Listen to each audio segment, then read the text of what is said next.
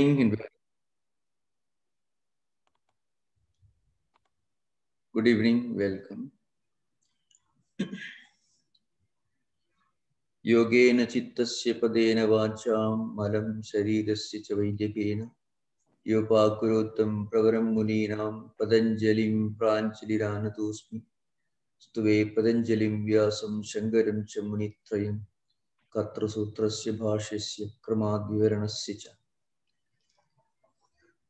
We discussed the 41st sutra in the last session.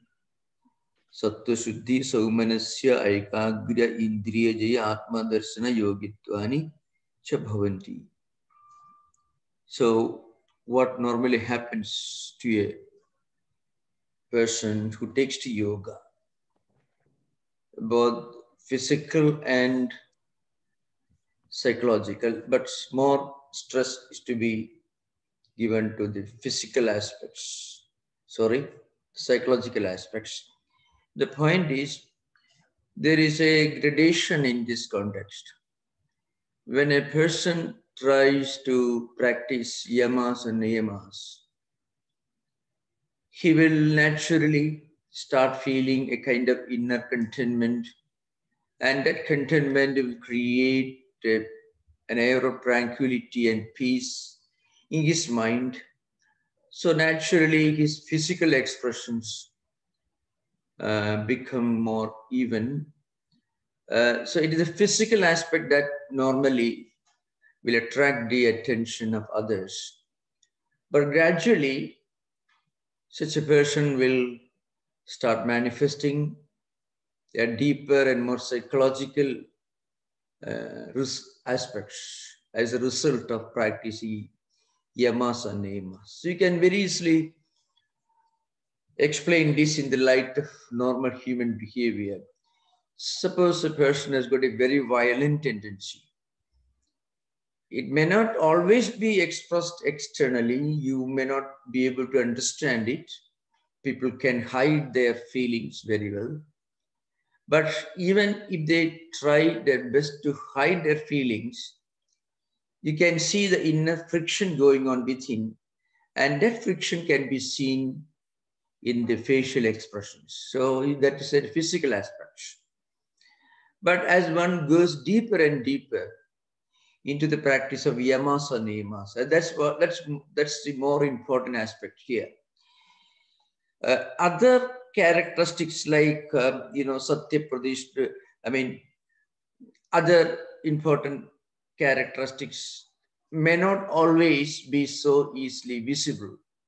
But when a spiritual seeker begins to practice yamas and niyamas, he cannot really hide his own goodness from others. This may not always be recognized by everyone or appreciated by everyone. That is, of course, another aspect is there. A good person or goodness of a person, the sattvic qualities may not always find appreciation or approval, but those who have somehow some connection with these qualities will immediately be able to connect with such a person, with such a yogi or yoga practitioner, and he'll be able to understand. And this is how the aura or the transpersonal personality evolves. This is an important thing to understand. So that's why purification of mind, pleasantness of feeling, and control of senses. Control of senses may not be physically visible, but the control of senses will produce sattva shuddhi, and it will produce saumanasyam. Saumanasyam actually means the pleasantness, tranquility of mind, peace, a peaceful expression in the mind. The point is, these things may not always be visible, and in the sense, it expresses itself outwardly, like the muscles of a muscular person. There is nothing very abstract or profound or subtle in it. It is physically verifiable. But the subtle aura of a personality is invisible. It may not be readily comprehended by everyone, but those who have some connection with those qualities will be able to discern. And in that sense, it is very intense and very real. So there is something invisible and also visible. The visible may be expressions, and invisible may be the inner feelings and peace of mind, tranquility, which will be visible only to those who can appreciate, approve, who can understand, who can connect with that. Otherwise, it may not be understood or recognized by the general public. So that's the idea behind, an indriya jayatva, etc. Next one is very important. Santoshat anuttama sukhalabha. It's a very, very famous word, santoshat. From this contentment, because of this contentment, naturally that person will start enjoying a sense of happiness. So it is very well recognized in spiritual psychology, in all ancient traditions, that the greatest happiness is when you don't have any desire to fulfill. In fact, Vyasa says something interesting here. Yaccha kama sukham loke, yaccha divyam mahat sukham, trishnaakshaya sukha sede, narhada shodashim kala.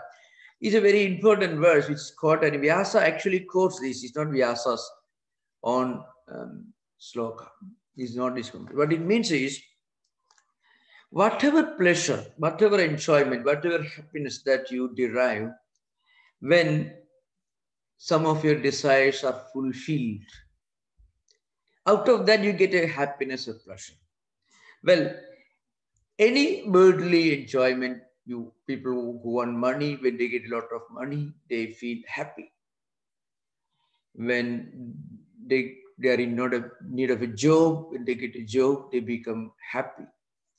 So an example of, kama sukham, fulfillment of a desired object, which produces happiness and pleasantness. That's true. But the problem with that happiness is, it is only temporary. It actually is nothing but absence of unhappiness.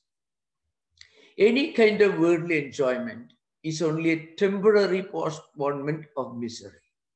Any worldly enjoyment is just is an absence of misery. But when you go beyond both, then you have perpetual happiness. That's what Vyasa is going to mention in this verse. And he says, Trishna Kshaya Sukhasya Ede. Trishna means desire, which Buddha used the same word in his doctrine of Praditya Samutpada, which is the 12-link chain of which actually causes life cycles, birth, death, rebirth, and again continuing, this past, present, and future, all linked together by this Praditya Samutpada, the 12-link chain, this wheel of what we call samsara in the Sanskrit language, means worldly transmigration, transmigratory circle, which he says is rooted in Trishna. Trishna in Pali. So now Vyasa says, before the happiness or joy or the tranquility of mind that you feel when you have no desire at all to fulfill, before that supreme happiness, the happiness of fulfilling worldly desire is nothing. Vyasa's language is, It is not equal to a 16th part of the pleasure derived by the cessation of desire. Cessation of desire. Complete freedom from desire. That produces a kind of pleasure and enjoyment that is 16 times as profound, as enjoyable as the enjoyment that you get by fulfilling your worldly desires. This is the language of Vyasa. Very interesting analysis. Actually, Vijnana Bhikshu in his Yoga Vartika, he brings in some mantras from Taittiriya Upanishad, Yajurveda, Krishna Yajurveda. And he substantiates this idea with some very forceful statements. So I shall try to explain the commentary, super commentary called Yoga Bhashya Vartikam by Vijnana Bhikshu. Of course, he closely follows Vyasa. Remember, we should always know there is a reason why these commentaries are important. We are actually entering the world of pure gold mines, these commentaries. We should all know very well that Patanjali's sutras are very, very brief statements, which may not mean anything to anyone unless you read and understand the sutras in the light of the commentaries and super commentaries written by a succession of this lineage of the great yoga teachers. Again, I should teachers of Yoga Sutras I'm talking about. So Vijnana Bhikshu says, Santoshat Anuttama Sukhalabha. He just quotes, of course, this is a quotation of the sutra. Then he says, Nasti Uttamam Sukham Yasmat Tadrisha Sukhasya Labha Santosha Sthairya Bhavadi Iti Artha. What it means is the obtainment of that unique kind of pleasure which comes to a person when he's totally free from any desire. Because when a person has no desire, his mind remains calm and quiet, like a lake or a pond, but there is not a single bubble or a wave or current. It is absolutely calm and quiet. So a desire means suddenly a wave. A strong desire, ambition means like a tsunami. And, when the tsunami comes, cities and towns and villages get flooded, people die. It creates misery. So every desire creates misery. Now, I should mention about something very important. Is it possible for one to live without desire? The question will arise because we should not get away with the impression that this is kind of ascetic ideal. What it means is, when we understand, when we get a handle on this psychology of desire and the problems it could create, then we'll be able to, first of all, lower the level of desires, and then we will be able to give a promotion to our own desires. We can have desire for something higher. And that is very much approved in the Yoga Sutras called Parinama Dukkha. You can promote, you can go for a higher goal when you have your mind fixed on something sublime, something wonderful, something elevating. Then that is also a kind of desire, but that desire has got one side. It gives you peace of mind. It is not wretchedness. It is not misery. To give an example, Buddha felt this problem. 28 years, a prince brought up in a palace. He did not know anything about the dark side of life. He happened to meet a sick man, old man, and also a dead body being taken to the cremation ground. three, three terrible pictures of realities of human life: death, old age, and sickness. And then he saw a saint, a monk. Now, and Buddha began to think and ponder, and that prompted him to leave his palace behind, walked and more than 1,000 miles, went to Buddha Gaya and sat there in the meditation. Now, the point is, what was in his mind when he was walking more than 1,000 miles from Lumbini in Nepal, today's Nepal, to Bodh Gaya? Was he crying and weeping, very, very miserable looking? No. That kind of higher ambition, spiritual ambition, as something sublime in it. It is called the sublimation of promotion or elevation of desire. So that's what happens. And as you give your desire a promotion, what happens? The lower desire gets a back seat, it takes a back seat. And then you'll find yourself starting enjoying life. If you can read great books, listen to great ideas, trying to do good and great things, and then have a desire, a sincere desire to do something good, to do meditation, for your own spiritual practice, or maybe doing something good, and you have a desire to do more and more. That desire doesn't have a wretched feeling behind it. So there is a gradual promotion. I can quote Sri Ramakrishna. Sri Ramakrishna says, ego is there, and ego is linked to desire. Desire speaks the language of ego, or ego speaks the language of desire. They are both twin brothers that are interlinked. So Sri Ramakrishna says, if you have got this ego or desire, you do one thing. You give it a promotion. You employ it and make it do some good work. In Sri Ramakrishna's language, this rascal ego has to be eradicated. It means an ego that gives us misery, ego that makes us greedy, struggling, working more and more for money, wealth, ambition, and giving sleepless nights. That's one ego. Well, now that ego, you cannot just wish it away. The ego should be given a kind of spiritual orientation. I shall read some wonderful books.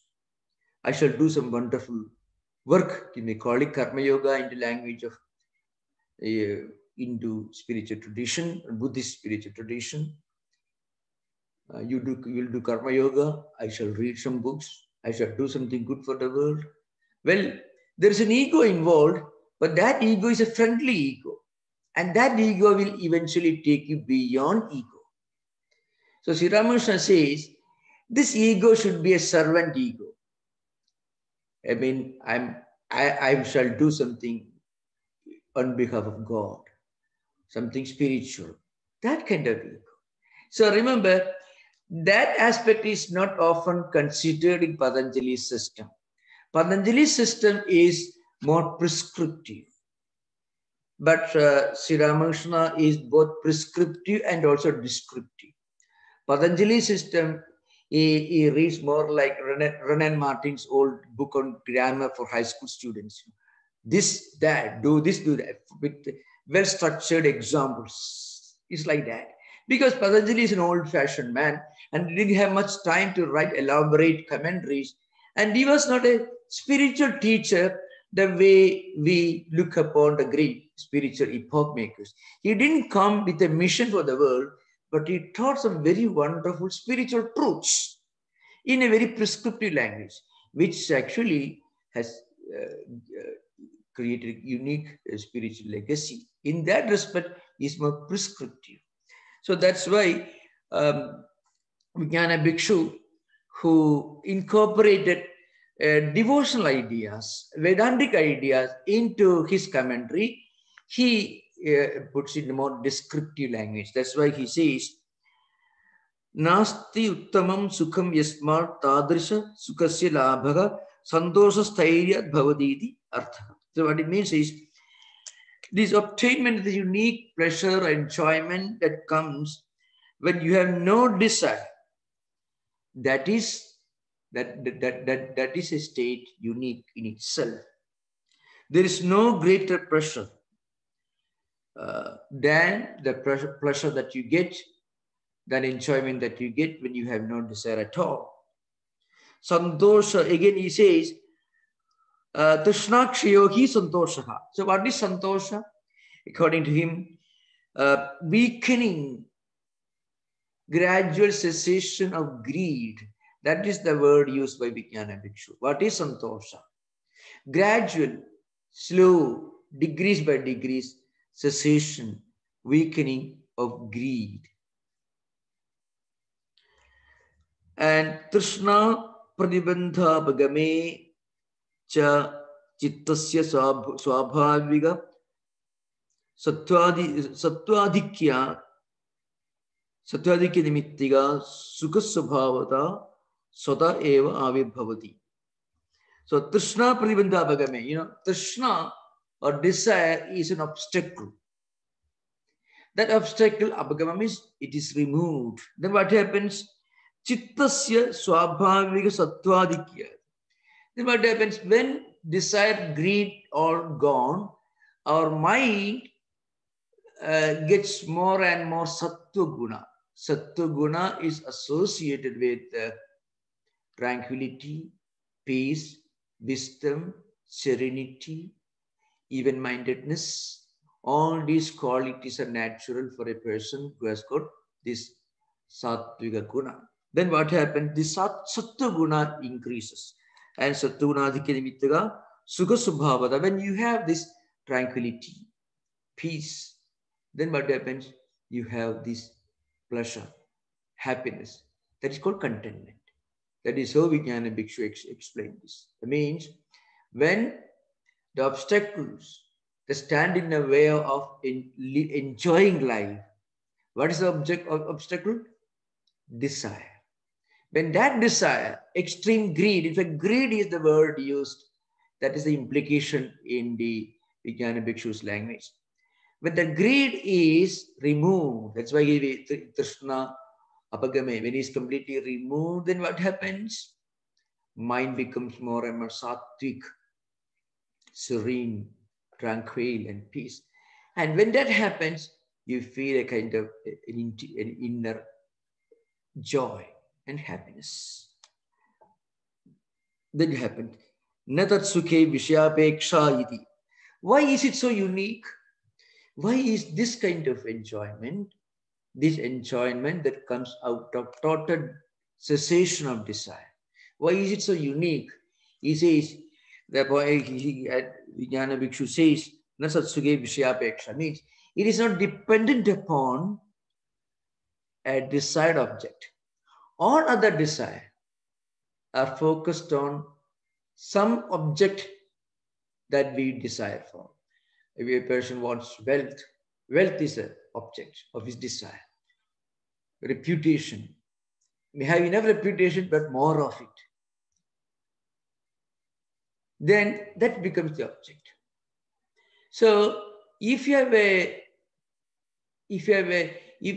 desire, and when that desire is fulfilled, you get the kind of enjoyment, but that enjoyment is dependent upon an object which is not permanent, which comes and goes. Money comes and goes. So the enjoyment that you derive when you become wealthy, that enjoyment also goes away like the money, the wealth that disappears one day. So it is dependent upon one object, a desired object. Tad nirvishayam shanti sukham atma sukham uchyate. And he says, Vijnana Bhikshu says, it is the spiritual tranquility, spiritual enjoyment, spiritual pleasure. That is contentment. When you have that contentment, you may not express it openly in words, but you will express it in your ability to remain calm and quiet and even-minded even in times of difficulties. There may be hard times, difficulties, challenges, but you are able to face them with a degree of even-mindedness. That's a time when we understand that this person has got contentment.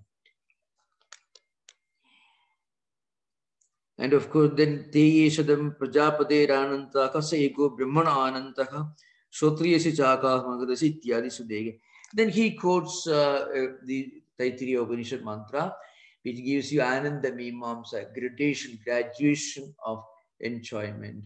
I mean, which ultimately concludes that before spiritual contentment, no other enjoyment or pleasure can remain, because that spiritual enjoyment is supreme. It is the highest degree of enjoyment and tranquility and peace. When you have it, you have no desire for anything else.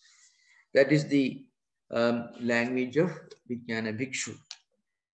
So here you find Santoshat Anuttama Sukhalabha. That's when unsurpassed pleasure that comes as a result of contentment. So then what? So there's a gradual, there's a gradation, a gradual evolution going on. That, as we mentioned in the 41st sutra, Sattva Shuddhi, Saumanasya Aikagya Indriya Atmadarshana Yogitvani cha Bhavanti. That means purification of mind, pleasantness of feeling, one-pointedness, control of senses, and fitness for realizing the Atman. So there's an internal mental purification, then mental purity comes, then all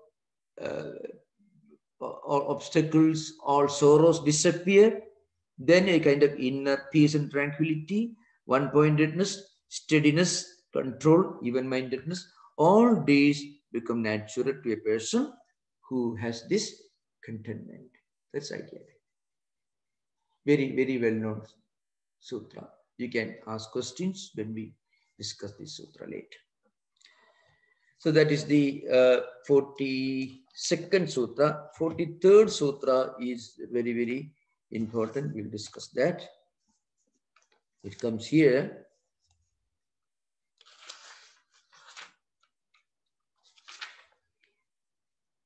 Kayendriya siddhihi ashuddhikshayat tapasaha. So tapasaha ashuddhikshayat kayendriya siddhihi bhavati. This is the explanation. But it means when a person gets established in tapa, austerities, then all mental impurities will go away. As a result of these, two types of efficiency, that's the language to be used, efficiency comes. One is Kaya Siddhi, the other is Indriya Siddhi. That's it, Kaya Indriya Siddhi. In other words, what the meaning is this: when a person practices austerity, let us say some rigorous disciplines, fasting, or maybe you just a few days continuously, 3 days, 7 days, and so on, practicing the taking of holy names or reading holy scriptures. Every religious tradition has its own rituals, its own practices of austerity. As a result of this, what happens? Our mind gets purified. We may ask the question, by fasting, how does my mind get pure? Apparently, you don't see a connection. What happens, when we deny ourselves something that we need, then we are able to withstand the difficulties that arise out of this denial of what we need for everyday sustenance. Then what happens, we will start thinking of something higher. If you fast for some days or maybe for a day, if you fast completely, you start thinking of something beyond the body. when this is done with a sense of sanctity and sacredness. If you do another kind of austerity, let us say 3 days you spend reading some holy scriptures, attending a retreat, listening to lectures, living in a particular atmosphere, in a place. It's a kind of austerity, tapa. It is called tapa. Then what happens? We start thinking of something higher and transcendental, empirical. So that's what happens. So when our mind connects with something transcendental, the mind naturally gets a promotion. It generates a lot of healthy spiritual energies. This is what happens. That's how Kayendriya Siddhihi Asuddhikshaya Tapasaka.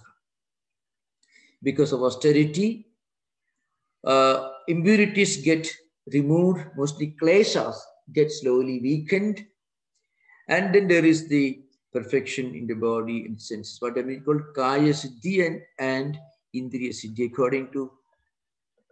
According to commentators, there are certain implications here. Kaya Siddhi means certain powers that a person will get.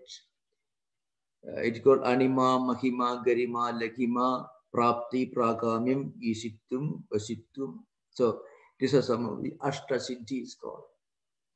We can become small, we can become very big, heavy, light, and then you can attain whatever you want, and whatever, even without any effort, you can have everything you want, and then you get control over others, and you'll be able to get people's attention, attraction, and so on.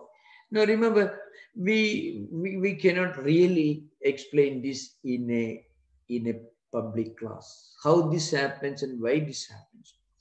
We can only say that the having people known to display these qualities. But what we should remember, these qualities are not, use the popular language, is not a big deal. In the Patanjali himself makes it very clear, commentators also make it very clear, that these so-called occult powers, which we discussed in the Vibhudipada, they don't constitute the goal of yoga practices. They are only a particular stage that you should go beyond. It is an intermediary stage that you should go beyond. You should not get stuck at that stage. So naturally, you find people who practice a lot of disciplines, a lot of self-denial, a lot of austerities, will naturally generate a unique aura about them, some spiritual qualities. We are being known in all traditions, whether Christian mystics, Hindu ascetics, Jains, Buddhist monks. It's known, there are many stories, and they are supposed to have possessed some of these what so-called occult or superhuman characteristics, but those who display and parade them are not appreciated in the spiritual tradition. Rather, those who make too much of these external powers are not, they are not considered to be of the highest order. It's an important point, remember. That's it.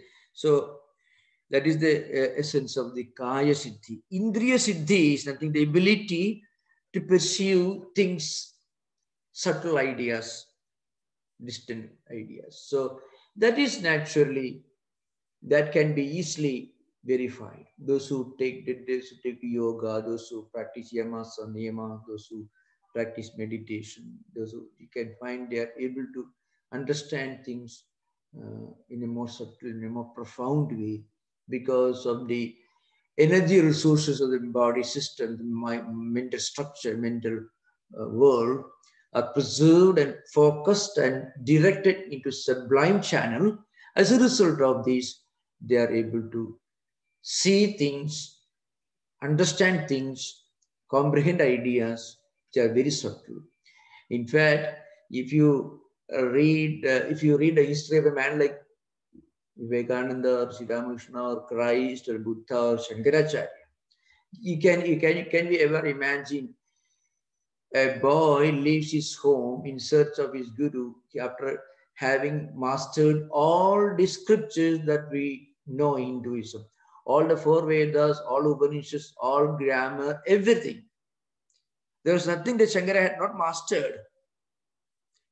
Ashtame Chaduro Veda Dwadasi Sarvashastramit.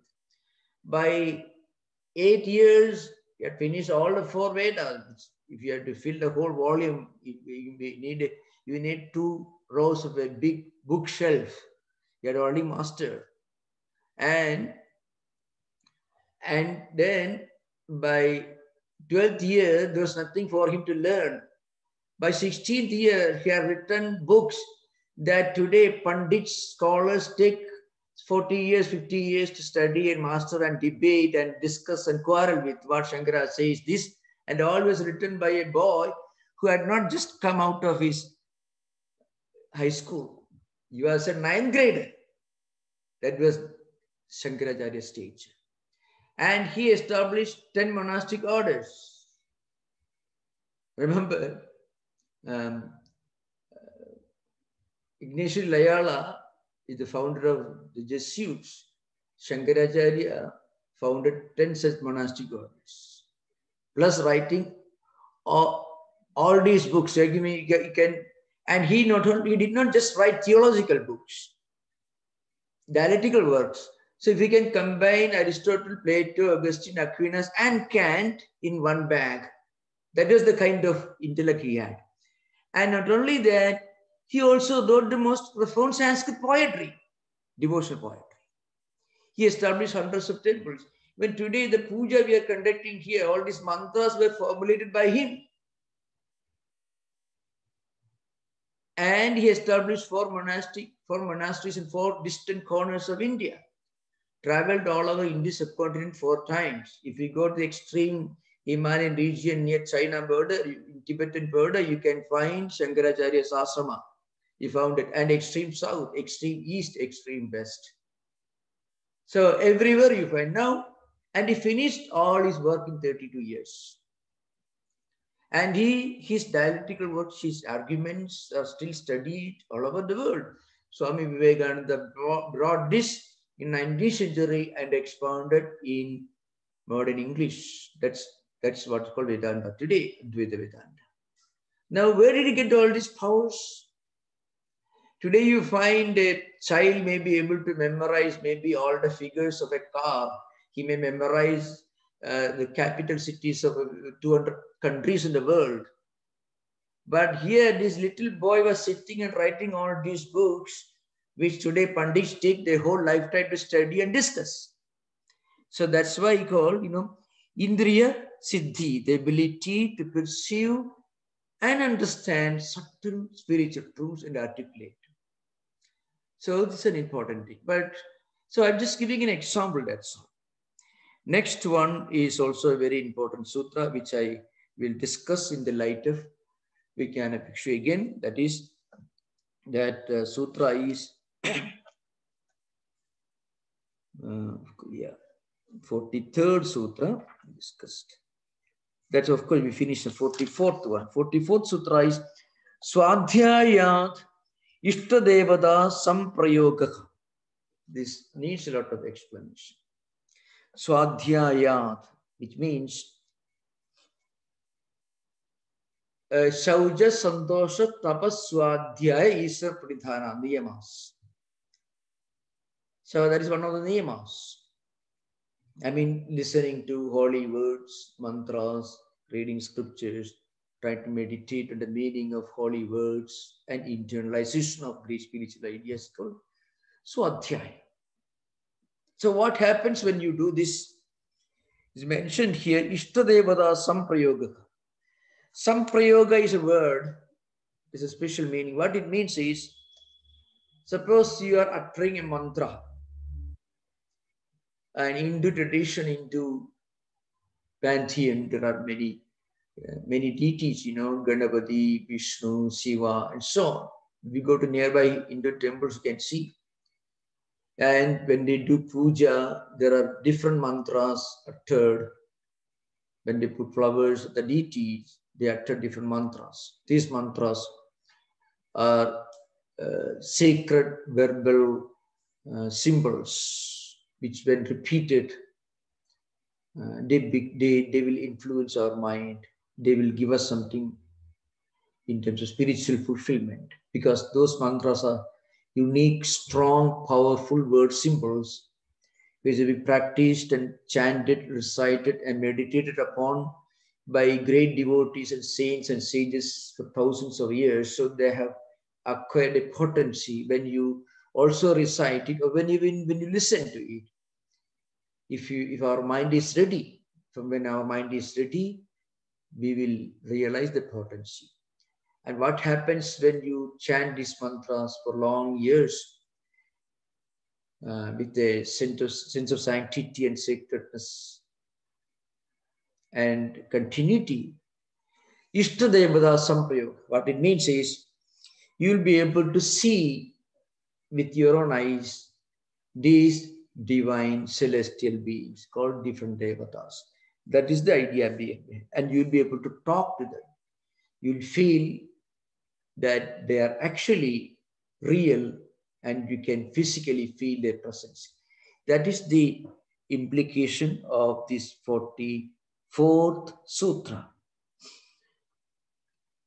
Now, this is again, it is not something that we can verbally explain, but if you listen to, or if you yourself recite some sacred mantras, when you feel a kind of inner poise and tranquility, it means those mantras do have an effect on our mental system, again depending upon our own approach, our own spiritual fitness.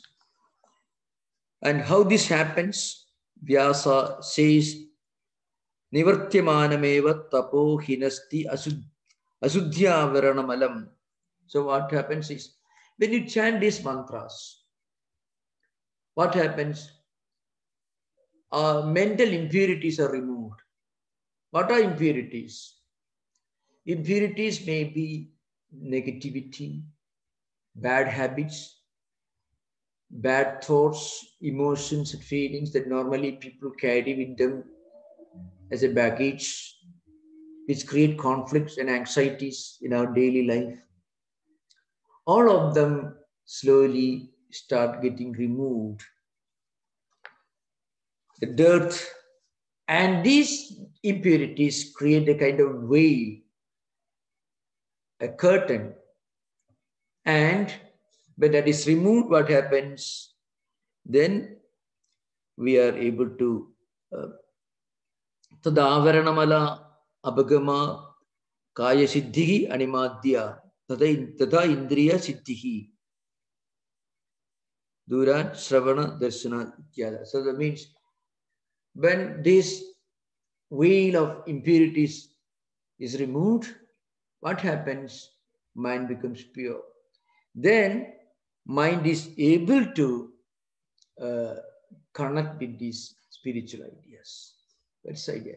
That's why Swadhyaya is important, as an important tool. Remember, this Swadhyaya also is the beginning of sadhana, that is Kriya Yoga we mentioned. That's the beginning. That can be Karma Yoga, etc. But here Swadhyaya means chanting, listening to some holy, sacred word symbols. After all, we know very well that if we go on listening to some good sounds, good words, good sentences, we call them holy words or whatever it is. These words will have an effect on our mental system because we are listening with our ears and the mind grasps it.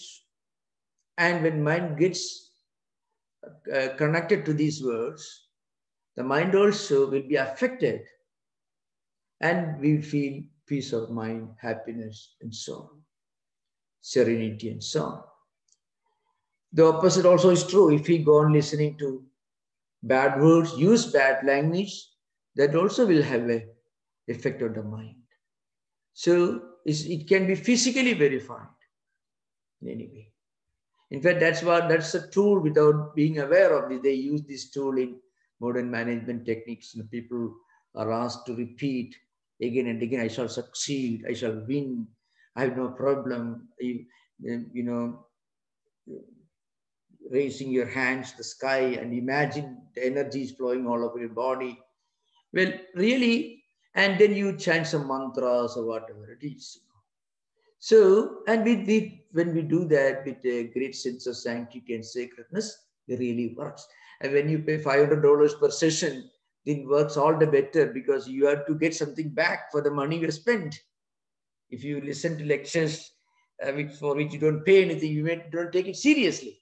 That's what happens. So the point is, this Swadhyaya is real. It is physically can be verified. That's the idea behind. Then next one is, of course, we mentioned this.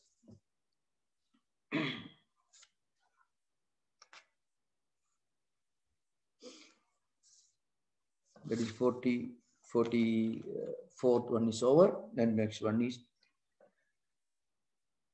45. Samadhi siddhi Ishwara pranidhanat. Ishwara pranidhanat. I mean, when you have complete sense of devotion, dedication to God, to divine reality, then what happens? Samadhi siddhi.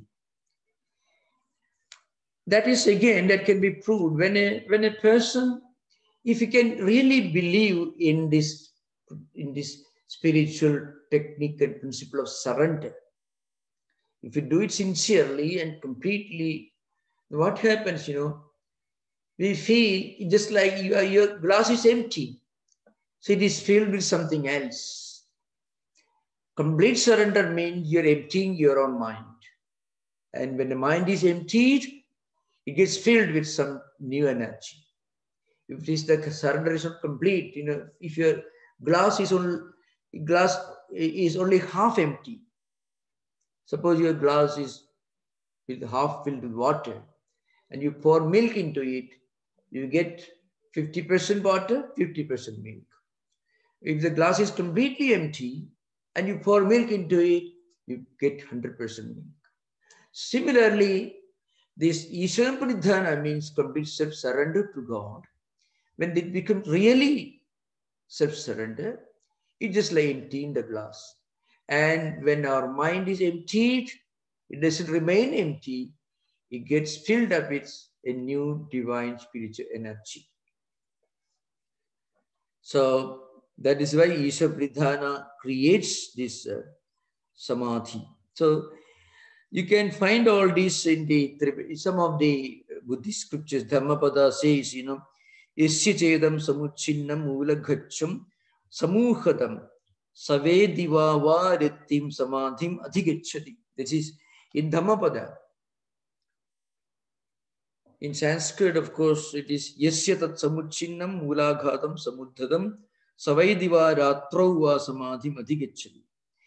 He in whom unworthy feelings are totally absent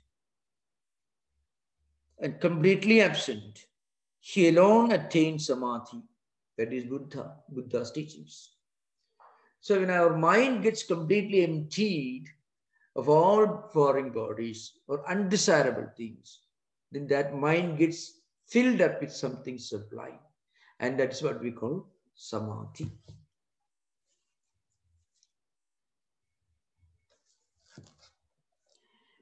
Next one is Sthira Sukham Asanam. This we discussed at some point. What is asana? Posture. That means steady and comfortable form of staying. That means the definition is given. Yena samstharena avasthidasya sthairiam sukham cha siddhyati tas sthira sukham. Suppose you are sitting or you are staying, you are being established in a particular posture, and you feel a kind of sthairiam and saukyam. You feel kind of, you can do it for a long time without any effort. With no effort, but you can sit in that posture for a long time. That state is called asana. And it turns out that all the classical works on Hatha Yoga like Heranda Samhita, Shiva Yoga Pradipika, or Ada Yoga Pradipika, whatever. All these great books were being written by great yoga practitioners. Maybe they had developed a physical culture out of this yoga.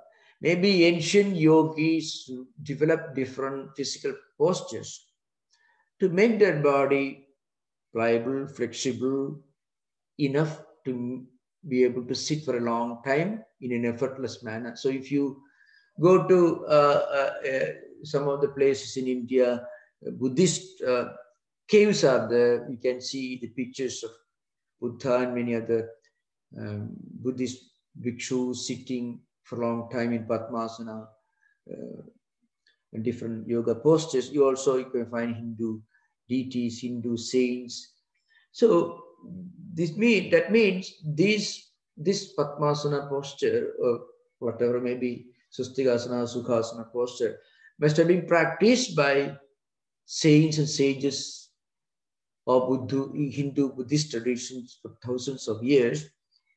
But in order to make the body flexible enough to be able to sit for a long time without any effort, with a sense of total pleasure and happiness, they must have developed a lot of postures, additional postures, which makes the body physically strong enough so that body doesn't interfere when you're meditating.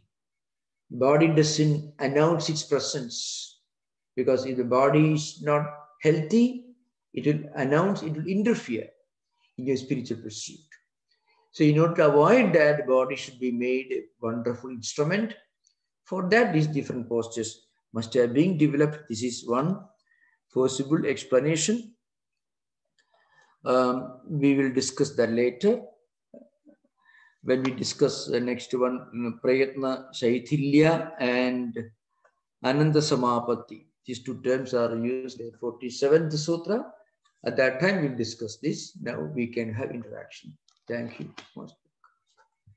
Yeah. Hari Om, Swamiji. Swamiji, you were talking about surrender, right?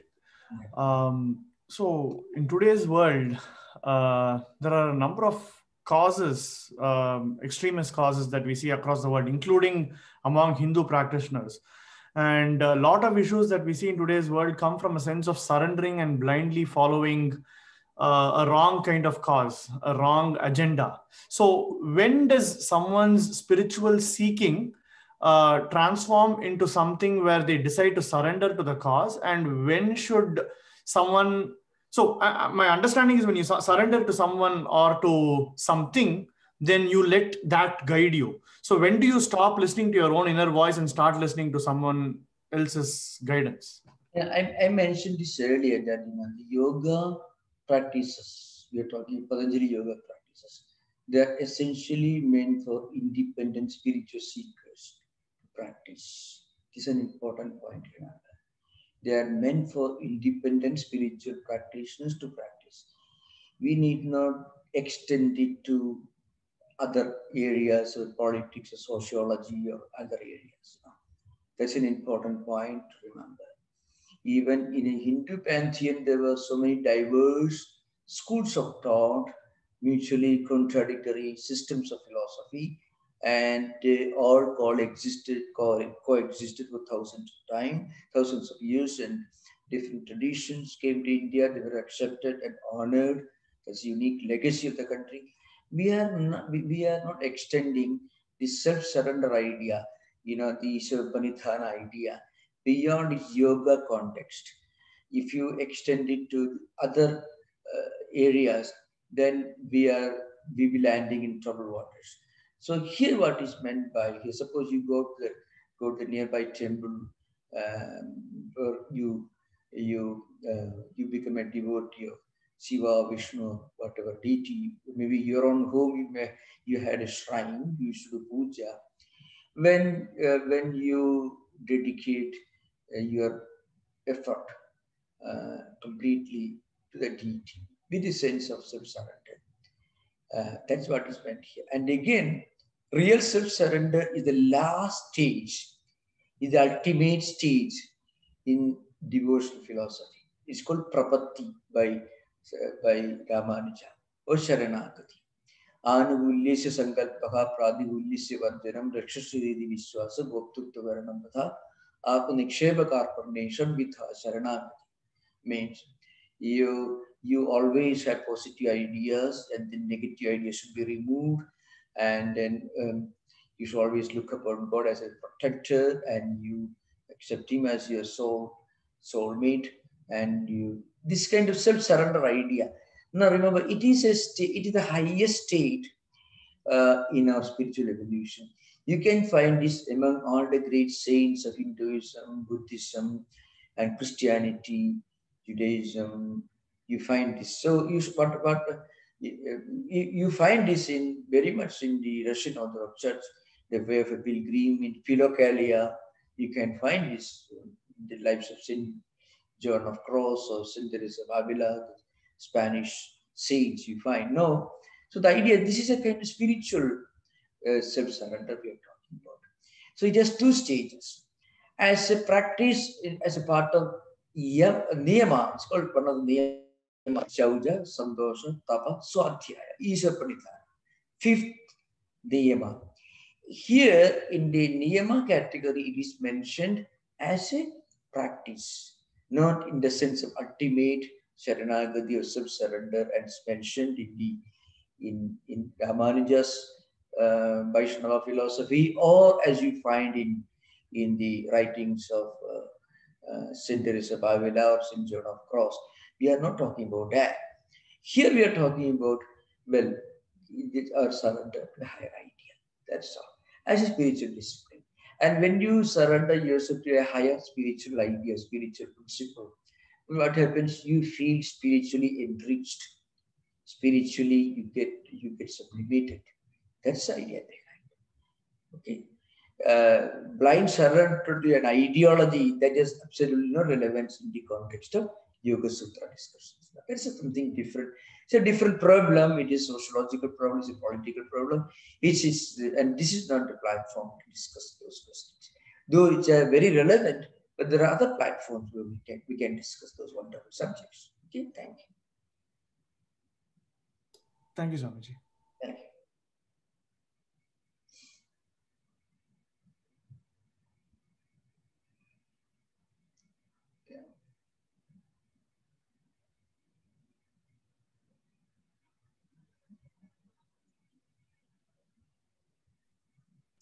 Swamiji, this is Saugata.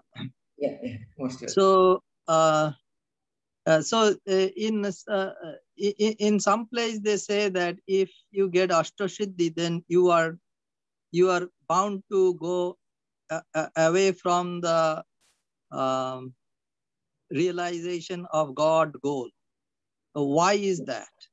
Yeah, normally people get stuck, they get attracted when they get Ashtasiddhi. Ashtasiddhi is just a byproduct. You cannot sell the byproduct, only the main product you can sell. When you manufacture something in a factory, there are certain things which may be byproducts which you sell at lower price, but that's not what you package and sell it. Like that, it's in our yoga practice, in the course of meditation, in the course of all these yamas and niyamas, one may develop certain skills, extraordinary skills. There is nothing occult in it. When you do certain disciplines with the body acquires certain skills. When you do some disciplines with your mind also acquires certain skills. It's like Ashtasiddhis are like that. And the point is, those who, some sound is heard, those who, you can mute it at the individual level, otherwise we disturb. So one request to our listeners, friends, please mute your side, otherwise the whole discussion can be disturbed. So what I mean to say, it is mentioned, it is universally accepted that those who get stuck and get attracted by any of these so-called 8 powers, these skills, they won't be able to go beyond that, because mind may go down is those who are able to acquire some special skills, and they give a lot of importance to those skills. The mind gets stuck, and that will be the beginning of their fall. You know, the higher you fall, the higher you fly, the lower you fall. But one important point should be remembered and emphasized here. That's very important. Many of the greatest spiritual giants the world produced, they possessed some of these unique skills, and they not deliberately, they happen to use some of these skills for the great work that they did for the good of humanity. That should be remembered. In the life of Jesus, you find many miracles or the parables you can find, even the Pentecost. Many of these, I'm not going into those details. So also in Buddha's, in the Tripitakas, you find Buddha not parading, but he could do certain things which a normal person may not have been able to do. And we already discussed Shankaracharya. See, look at Sri Ramakrishna. Now, a person like Vivekananda was an agnostic student. He came to Sri Ramakrishna, and he was completely transformed into a devotee of God and a spiritual teacher by Sri Ramakrishna. And Swami Vivekananda himself, when he came to this country, people who came in contact with him, some of them had contact only for a very short time. They completely transformed. So you can find this happening. They were not parading or displaying or making too much of these skills. But as part of their activity, these powers, they happen to use without their being aware of it. Somebody came to Sri Ramakrishna and he had a new life. Girish Chandra Ghosh, a drunkard, was turned into a saint by Sri Ramakrishna. How do you explain this? Can a normal person do that? No, cannot possible. Somebody who was not educated even, Swami Adbhuta, became a great saint. So these things happen if you read the lives of many mystics, you find this happening.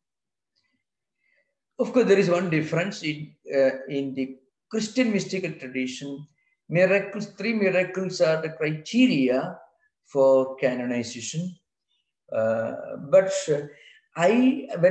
you read the lives of these great saints, they themselves were not so much bothered about whether they had the skills or not. No. If you read the lives of Saint Teresa of Avila or Saint John of Cross, anybody, they did not make too much of whatever skills they had. But later, these miracles became the criteria for canonization. Christ himself rejected miracles, 3 temptations, one is a miracle. Christ, Satan tempted Christ, you jump from the top of the tower, and Christ, no, he didn't want to test God, So power, wealth, and miracle, the 3 temptations, Christ rejected.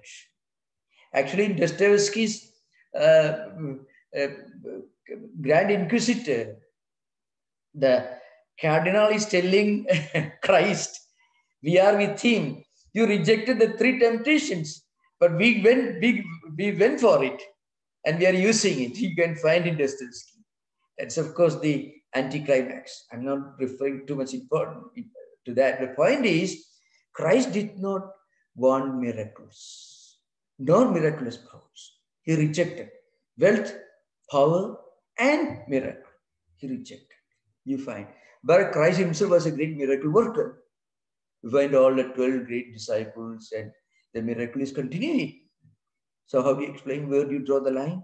So also Shankaracharya, Sri Ramakrishna, Buddha, all these great spiritual teachers, they had these powers where they did not make public display of this.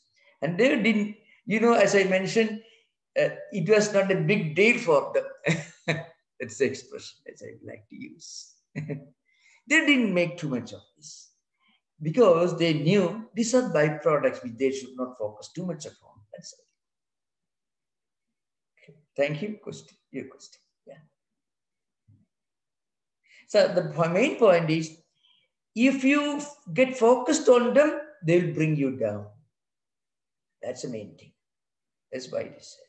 If you focus too much on Ashtasiddhis, those siddhis will bring you down. Powers will bring you down. If you discard them, they may come up, they may be of some use to you, but you don't pay too much of attention to it. That's the idea.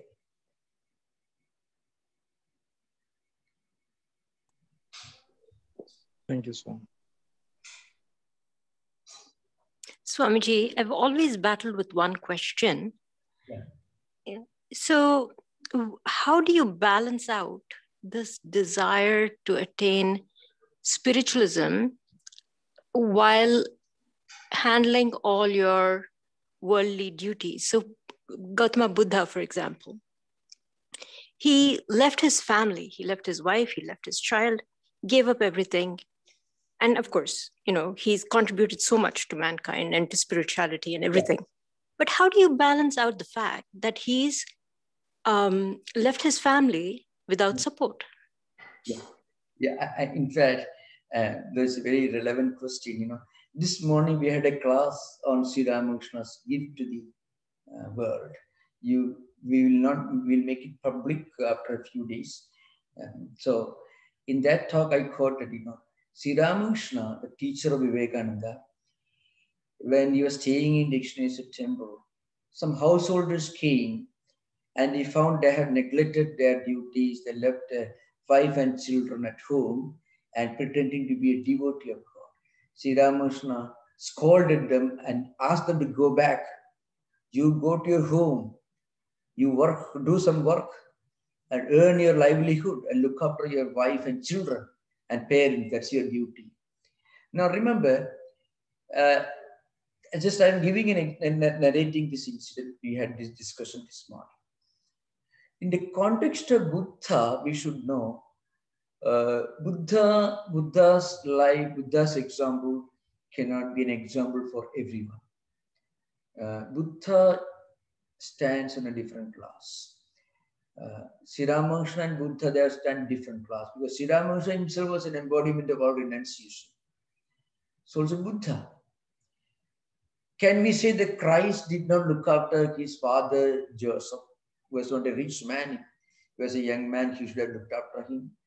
We can't say that because they are epoch makers. The ordinary rules don't apply to them. But in the context of people who are at the beginning of the spiritual journey, they cannot neglect their duties and then prosper in spiritual life.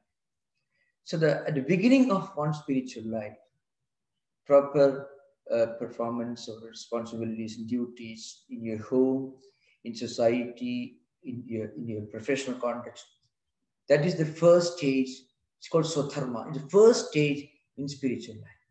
Doing our duty properly, sincerely, and performing in duties, responsibilities. Now, how do we bring in spirituality into this? That's the question. We can bring in spirituality by bringing in element of, let us say, which called in Sanskrit is called anasakti or non-attachment. Non-attachment here means not having too much of obsessive desire, not having too much of obsessive likes and dislikes for certain things, or persons, or events. That you can bring in. Extreme infatuation, extreme attachment to a point of becoming obsessed with that. That we must avoid. So being even-minded, do our duty, but do it as a duty with all sincerity and sacredness.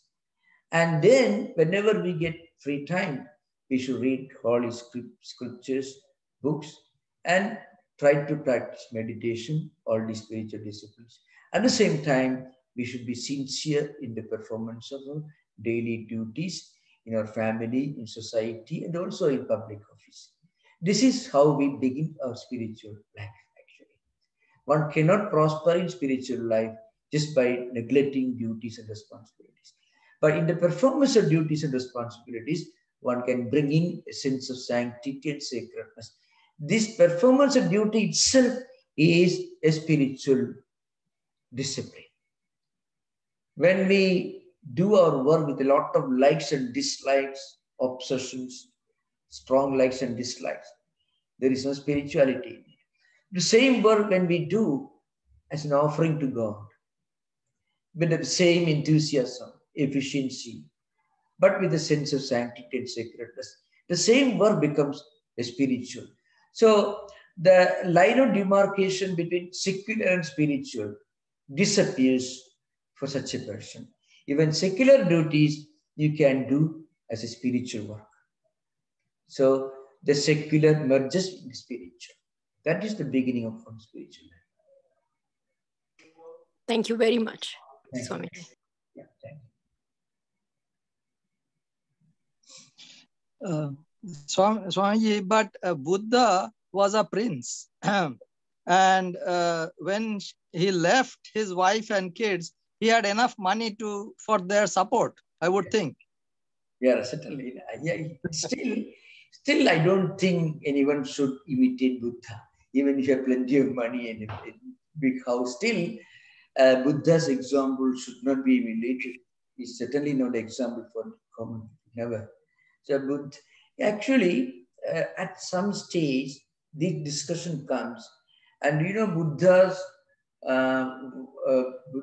family members also became nuns, and his son became a Buddhist monk. But such examples happen very rarely, very rarely. But that's a different matter. Yeah. Yogi, please go and ask your question. You're next. Pranam Maharaj. Sattva Shuddhi, how much importance does the food have in this, and are there any regulations about fasting in this respect to increase the sattva? Yeah. No, really, when we do fasting or when we perform any of these vows, we are deliberately denying our physical body certain things that it normally cherishes. So that actually helps us to get a promotion in our own spiritual evolution, a transcendental ascent we get. Because that when you can withstand hunger or thirst, of course, it is mentioned in the Yoga Sutra and also in Gita elsewhere, it should be moderate. It should not. Extreme asceticism is not recommended either in Buddhism, in the yoga, or in the mainstream Hinduism, not at all. So, all austerities, all practices of these vows are meant to help us to take an ascent in our spiritual life. So when we deny our body certain things that it normally enjoys and cherishes, we are actually recognizing the importance of something beyond the body. That is the mind, culture, emotions, and samskaras. So that actually brings in an element of sattva shuddhi. It's called sattvika gunas. Sattviga gunas. When sattva guna increases, chitta shuddhi, sattva shuddhi, all will increase. That's the idea behind it. We can give an example. Suppose a person is fasting. Suppose very wild, very restless person. He's fasting for 2-3 days, reading some scriptures, practicing prayers for a few hours. And you go and talk to him who has practiced this at least for 12 hours a day. And even if you go and meet him, you find he has become more calm and quiet. Why this happens? If he practices that, not continuously, for some days, slowly that person, he appears to have become more calm and quiet. And he also starts feeling kind of inner serenity and peace. It means Sattva-guna increases. And when Sattva-guna increases, this Sattva-shuddhi, Saumanasya, all these will increase. That's what Patanjali says. It can be physically verified in many cases. 3 days ago was Mahashivratri. I fasted and did the Jagarana. I was very calm. But I think it was because of weakness rather than sattva. I don't know what to interpret out of that, Maharaj. Yeah. Weakness, if it is just weakness, then you'll become restless. Weakness will not give you peace of mind. If just weakness, then actually weakness creates bitterness and restlessness.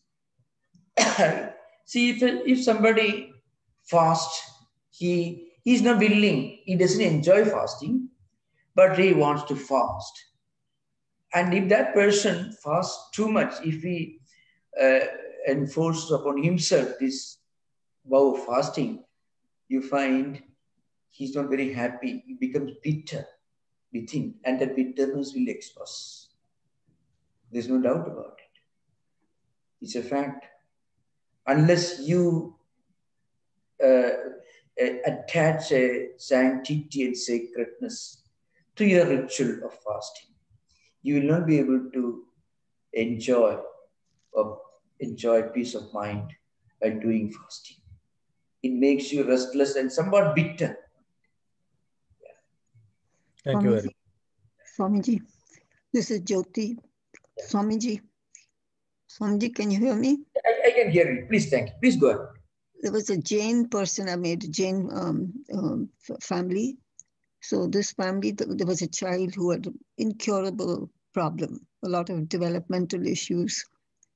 And the father was fasting for a whole month just on water. So their faith, I guess Jainism encourages these kind of routines which the child had, from a medical point of view, an incurable problem. But he was hoping, of course, he was doing fundraising and doing a lot of other activities so that he could afford her treatments. But I guess the Jain faith encourages. I've seen many Jain families, they fast for months, it's more than 4 to 6 weeks with just water. Yeah, the Jains are well known for that kind of extreme asceticism. Yeah, thank you.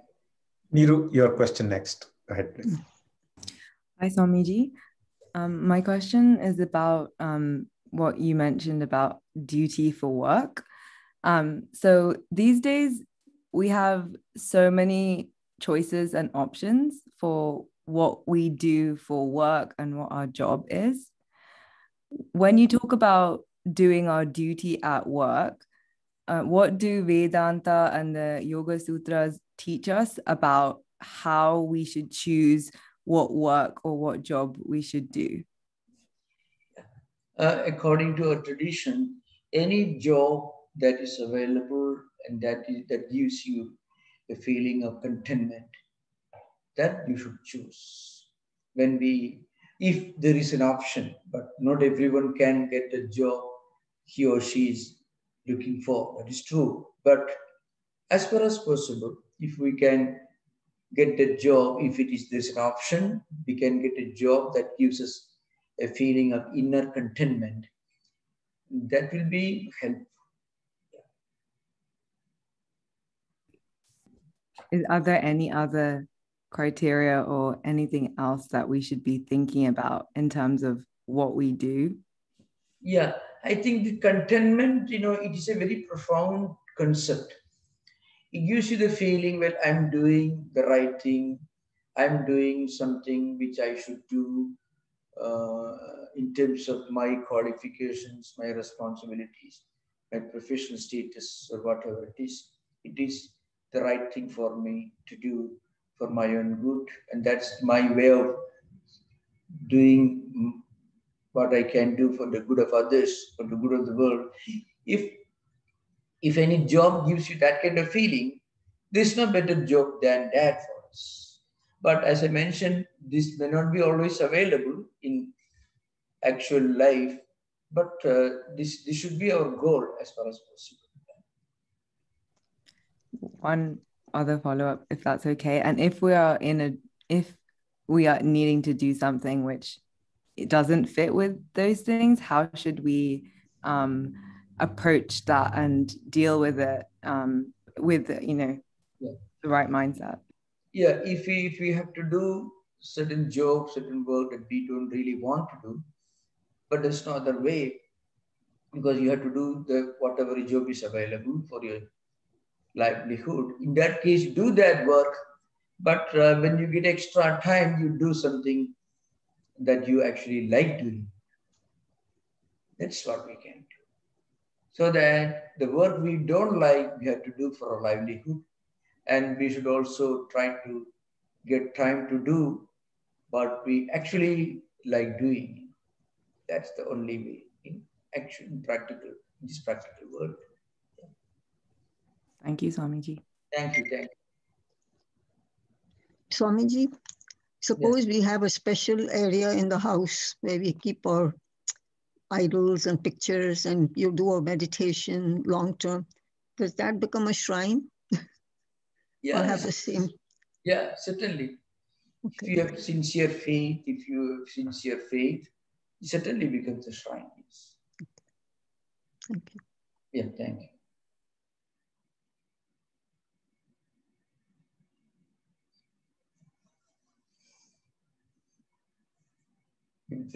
We have just a few more minutes. If you have no other question, we'll conclude.